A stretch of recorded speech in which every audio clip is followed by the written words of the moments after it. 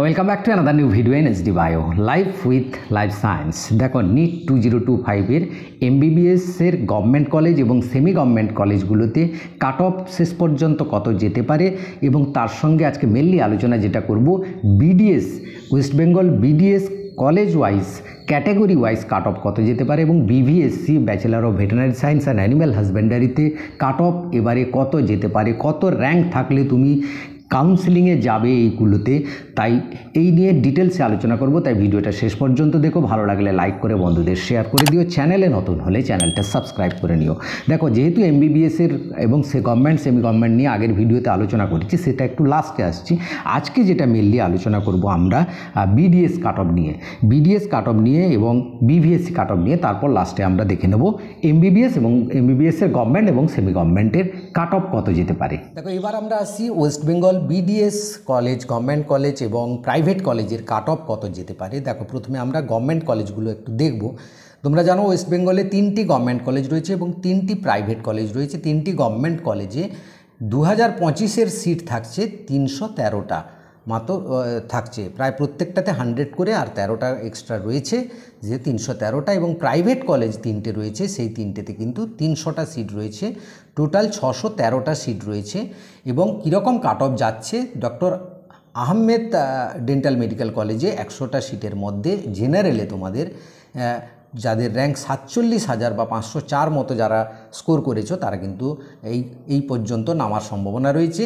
এসসির ক্ষেত্রে 371, এসটির ক্ষেত্রে 169 বা 5,65,000 মতো যাদের র্যাঙ্ক রয়েছে, এগুলো কিন্তু এআইআর, এগুলো কিন্তু এআইআর র্যাঙ্ক, ঠিক আছে। আর লাস্টে আমি সবগুলো ক্যাটাগরি ওয়াইজ দেখাবো, তো এই কলেজ ওয়াইজটা আগে দেখে নিই।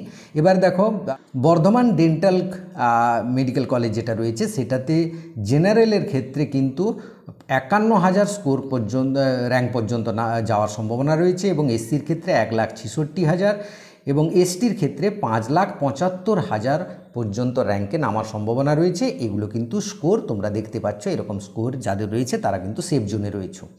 এবার নর্থ বেঙ্গল ডেন্টাল কলেজ যেটা রয়েছে, সেটাতে কিন্তু 52,000 পর্যন্ত যাওয়ার সম্ভাবনা রয়েছে যারা জেনারেল, 1,73,000 পর্যন্ত এসসি এবং এসটির ক্ষেত্রে 5,80,000 পর্যন্ত যাওয়ার সম্ভাবনা রয়েছে এসটির ক্ষেত্রে, বা 163 যাদের র্যাঙ্ক স্কোর করেছো তারা কিন্তু এই গভর্নমেন্ট কলেজগুলো পেতে চলেছ।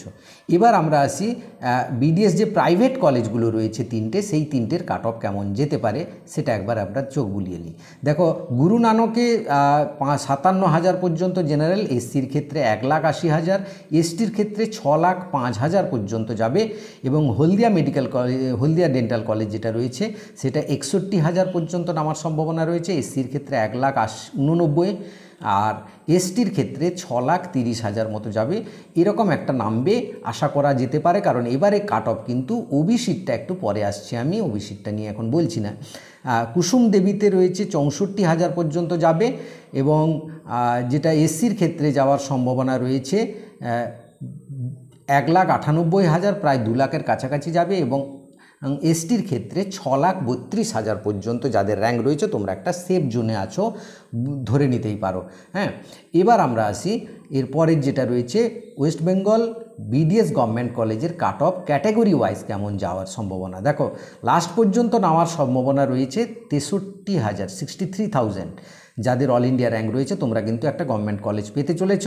ওবিসি এর ক্ষেত্রে 64,000 পর্যন্ত যাওয়ার সম্ভাবনা রয়েছে এবং ওবিসি বির ক্ষেত্রে 65,000, 65,000 পর্যন্ত যাবে।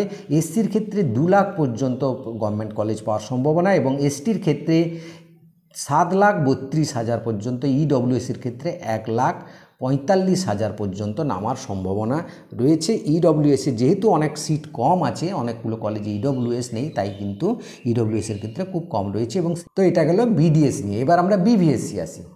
এবার আসি আমরা বিভিএসসিতে। দেখো বিভিএসসি জেনারেল ক্যাটাগরিতে তোমার যদি 500 মতো স্কোর থাকে এবং র্যাঙ্ক যদি 90,000-এর মধ্যে থাকে, 90,000 থাকলে তুমি একটা সেম জোনে আছো বলে ভেবে নিতে পারো। ওবিসি ক্ষেত্রে 460 মতো অর্থাৎ 95,000 যদি র্যাঙ্ক থাকে তুমি কিন্তু সেফ জোনে রয়েছে, একটা গভর্নমেন্ট কলেজ পেতে চলেছ। ইডব্লিউএসের ক্ষেত্রে 450 অর্থাৎ 1,10,000 পর্যন্ত র্যাঙ্ক থাকলে তুমি কিন্তু একটা গভর্নমেন্ট কলেজ পাবে। এসসির ক্ষেত্রে 370 বা 2,30,000 পর্যন্ত তুমি কিন্তু একটা গভর্নমেন্ট কলেজ পাবে। এসটির ক্ষেত্রে 225 বা 6,80,000 তোমার যদি র্যাঙ্ক থাকে তুমি কিন্তু একটা গভর্নমেন্ট কলেজ পাবে। এই নিয়ে তোমাকে কিন্তু এবার এগিয়ে যেতে হবে। তো এই ছিল আজকের ভিডিওটা অবশ্যই লাইক করে বন্ধুদের শেয়ার করে দিও। Thank you for watching.